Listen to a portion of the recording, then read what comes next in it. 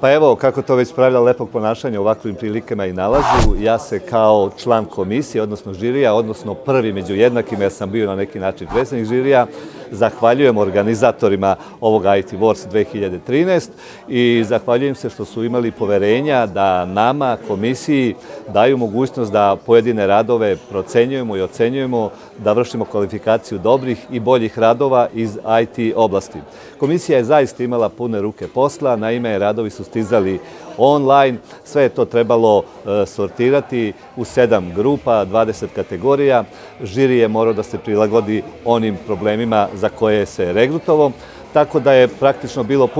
pune ruke posla. Drugo, mi smo imali veliku pomoć od softvera profesionalnog koji prati cijelo ovo događanje, to je profesionalni program primenjen za ovakve prilike. On je tu nama mnogo pomogao iz jednostavnog razloga što je ovde zanemaren takozvani halo efekat gde smo uvek bili mi koji nešto ocenjujemo i procenjujemo podložni imenu i prezimenu projekta. Ovde nije bilo imena i prezimena, sve je to softver besprekorno do savršenstva lepo uradio, sabro poene, napravio rang listu, tako da je tu bila apsolutna neutralnost što se tiče uticaja komisije ili pak autora nekog rada na komisiju.